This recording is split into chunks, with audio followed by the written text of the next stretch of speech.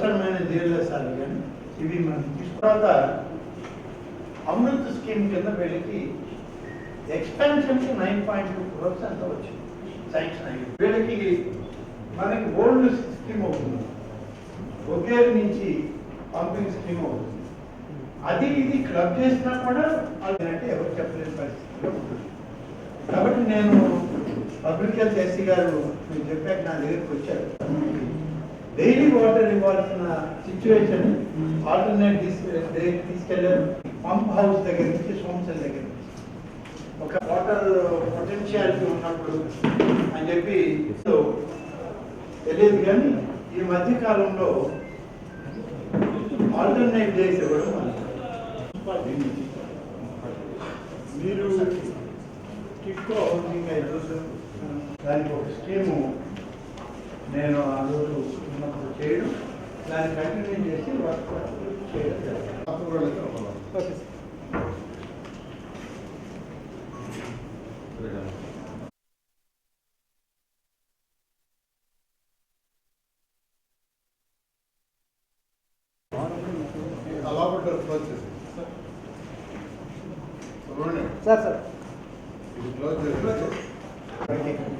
దాన్ని టోటల్గా మీరు ఎగ్జామిన్ చేయడం, ఎగ్జామిన్ చేసిన తర్వాత ఎందుకు షార్ట్ ఫాల్ వచ్చింది ఆత్మకూరు మున్సిపల్ ఆర్డీఓ గారి జనరల్ రివ్యూలో ఆత్మకూరు మున్సిపాలిటీ విషయంలో ఇవాళ సమీక్ష చేశారు.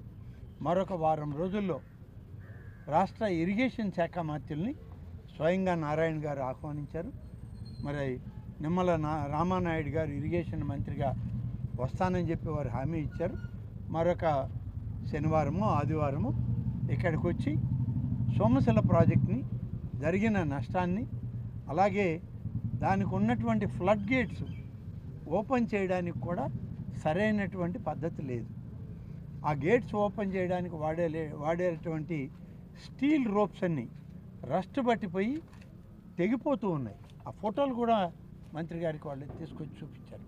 అంటే గడిచిన 5 సంవత్సరాలుగా ఫ్లడ్ గేట్స్కి అవసరమైన గ్రీసింగ్ కూడా చేయలేదు, గ్రీస్ కూడా వాడలేదు వాళ్ళు.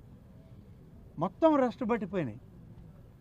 అంత నిర్లక్ష్యం ఇంత లైఫ్ లైన్ ప్రాజెక్ట్ మీద మరి ఆ గతంలో ఆ ప్రభుత్వం చూపించింది.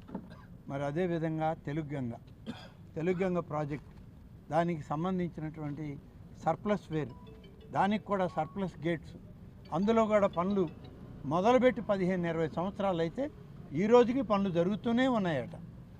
సో ఇవన్నీ కూడా సమీక్ష చేయడానికి మంత్రి గారిని ఆహ్వానించారు. మంత్రి గారు వస్తామని కూడా హామీ ఇచ్చారు. తప్పకుండా నెల్లూరు జిల్లా వరప్రసాదిని అయిన సోమశిల ప్రాజెక్ట్, తెలుగు గంగ ప్రాజెక్ట్, దాదాపు 10 లక్షల ఎకరాలకి సాగునీరు ఇచ్చేటువంటి ఈ 2 రిజర్వాయర్ల యొక్క పటిష్టతకి జిల్లాలో రైతాంగం యొక్క ఆలోచనకు అనుగుణంగా పనిచేయాలనేటువంటిది ఇవాళ మా అందరి ఆలోచన. దానికి తగ్గట్టుగా నిర్ణయాలు తీసుకుందామని మంత్రి గారు సమీక్షల్లో చాలా ఖచ్చితమైనటువంటి నివేదికలు మాకు కావాలి. ఆ నివేదికల్లో వచ్చిన తర్వాత మా నిర్ణయాలు ఉంటాయి. అభివృద్ధికి మేము ప్రభుత్వంలో ముఖ్యమంత్రి గారి దృష్టికి తీసుకెళ్ళి నిధులు సమకూర్చుకునే ప్రయత్నం చేస్తామని చెప్పి ఇవాళ చెప్పడం జరిగింది. కాబట్టి ఆత్మకూరు సమీక్ష మున్సిపాలిటీకి సంబంధించి, ఇరిగేషన్కి సంబంధించి, మున్సిపాలిటీలో సంబంధించినటువంటి డ్రింకింగ్ వాటర్ సిస్టమ్ మీద పూర్తి సమీక్ష చేసాం. అలాగే ఈ యొక్క ఇరిగేషన్ ప్రాజెక్ట్స్ అన్నీ కూడా రాబోయే రోజుల్లో మరింతగా ఇరిగేషన్ మంత్రి గారితో సమీక్షిస్తామని చెప్పి అనుకోవడం జరిగింది. దీంట్లో నెల్లూరు జిల్లా ఎమ్మెల్యేలు, అలాగే ఆత్మకూరు టౌన్కి సంబంధించిన మున్సిపల్ పాలకులు అందరూ కూడా వచ్చారు. మంత్రి గారు వారందరి సమక్షంలోనే అధికారులకు కూడా ఆదేశాలు ఇచ్చి చేయడం జరిగింది. ముఖ్యంగా ఈ యొక్క సమీక్ష చాలా విలువైన సమీక్ష. ప్రజాప్రతినిధులకి అలాగే ఈ జిల్లా ప్రజలకి ఒక మంచి మార్గాన్ని అన్వేషించేటువంటి సమీక్ష ఇవాళ నారాయణ గారి ఆధ్వర్యంలో మన జిల్లాలో ఒక సమన్వయంతో చేసుకోవడం అనేది మా అందరికీ సంతోషాన్ని ఇస్తుంది. భవిష్యత్తు ఇంకా బాగుంటుంది, మంచి జరుగుతుందని మేమందరం కూడా ఆశిస్తున్నాం. తప్పకుండా నారాయణ గారి నాయకత్వంలో మేమందరం కలిసి పనిచేద్దామని మేమందరం కూడా భావిస్తాము. Thank you. జరగండి రా అన్నా అది ఒక నిమిషం అన్న కోడ్ చెప్తాను సునీలా ముందు పెట్టానా దాని కండిషన్ ఓకే ఓకే ఒక్క నిమిషం సార్ ఒక్క నిమిషం ఎల్సిడి అయినా ఓపెన్ చేసుకుంటారు. స్కూల్ పైన ఏదైతే అప్పుడు ఒక కాలేజీ అంటే 11th and 12th పిల్లలకి కాస్త మెరిటోరియస్ స్టూడెంట్స్ని డెవలప్ చేస్తామని నిజామాబాద్ మున్సిపల్ మేయర్గా ఉన్న అజీజ్ గారి ఆధ్వర్యంలో అంటే దానికై ఎక్స్పెండిచర్ అంతా నెల్లూరు మున్సిపల్ కార్పొరేషన్ చేసేటట్టుగా ఆ రోజు యాక్చువల్గా ఉన్న ప్రెసిడెంట్ దానికి యాక్చువల్గా అప్పుడు వివేకానంద రెడ్డి గారు ఐ థింక్ ప్రెసిడెంట్గా ఉన్నట్టున్నారు. అప్పుడు వాళ్ళని అడిగి యాక్చువల్గా ఆ స్కూల్ పైన బిల్డింగ్లోని ఖాళీగా ఉంటే అంతకుముందు అక్కడ లా కాలేజీ ఉండింది. ఆ బిల్డింగ్లో యాక్చువల్గా ఒక 300 మందికి రెసిడెన్షియల్ క్యాంపస్ పెట్టాం. ఇది చక్కగా మంచి చదివాలని నారాయణ గ్రూప్ నుంచి నెలకి 6 లక్షల రూపాయలు శాలరీస్ ఇచ్చాం. నెలకి 6 లక్షల రూపాయలు శాలరీస్ ఇచ్చి మేము సొంతగా ఆ పిల్లలకి ఐఐటి నీట్లో కోచింగ్ ఇప్పించాం. దాంట్లో దాదాపు ఒక 150 మంది పిల్లలు IIT NIT IIIT and bits Pilani అంతేకాని గవర్నమెంట్ ఇంజనీరింగ్ కాలేజీలో మెడికల్లో చేరారు. చాలా సంతోషం. ఒకసారి అయితే అజీజ్ గారు దాని మీద ఊరేగింపు కూడా చేశారు నెల్లూరులో ఆ పిల్లలందరినీ వెహికల్ ఇచ్చుకొని. అటువంటిది యాక్చువల్గా వీళ్ళు దాన్ని ఆ రెసిడెన్షియల్ అయినా తీసేశారు. ఎలక్షన్ ముందు నేను చెప్పాను రాగానే దాన్ని మళ్ళీ టేకప్ చేస్తామని.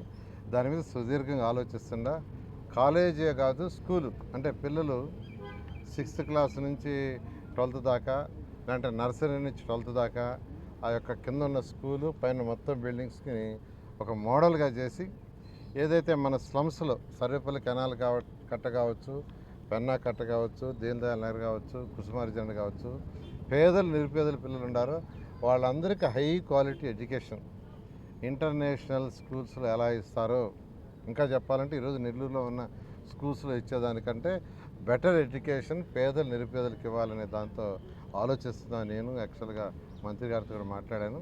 అయితే త్వరలో కార్యరూపం ఏదైనా ఈ అకాడమిక్ చేయలేవు, ఆల్రెడీ అకాడమిక్ స్టార్ట్ అయిపోయింది. అందువల్ల ఇవన్నీ ప్లాన్లు చేసి నెక్స్ట్ అకాడమిక్ బిగినింగ్ నుంచి దాన్ని స్టార్ట్ చేయడం జరుగుతుంది.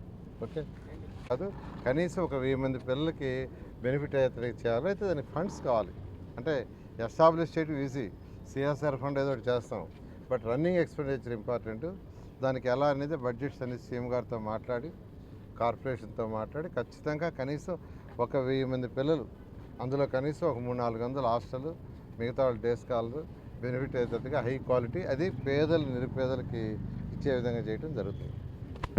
ఈ రాష్ట్రంలో మున్సిపల్ శాఖలో అనేక అవకతవకలు జరిగినాయి. అందులో పర్టికులర్గా ఈ యొక్క లేఅవుట్స్ విషయంలో చాలా జరిగినాయి. ఒక నెల్లూరే కాదు అనేక జిల్లాల్లో జరిగినాయి. ఈ అర్బన్ అథారిటీస్లో కావచ్చు, మున్సిపాలిటీలో కావచ్చు, పర్టికులర్గా లేఅవుట్స్. దాని మీద యాక్చువల్గా ప్రిన్సిపల్ సెక్రటరీ గారికి ఆదేశించారు ఎంక్వైరీ చేయమని. నెల్లూరు కూడా ఒక 3-man కమిటీ వేశారు, కడప కూడా ఒక 3-man కమిటీ వేశారు. ఈ విధంగా యాక్చువల్గా వీటన్నిటి మీద కూడా రిపోర్ట్ వచ్చిన తర్వాత దాని మీద ఏం యాక్షన్ తీసుకోవటం ఎలా అనేది ఎలా తీసుకునేది లీగల్గా తీసుకుని ముందుకు పోవడం జరుగుతుంది. Okay thank you.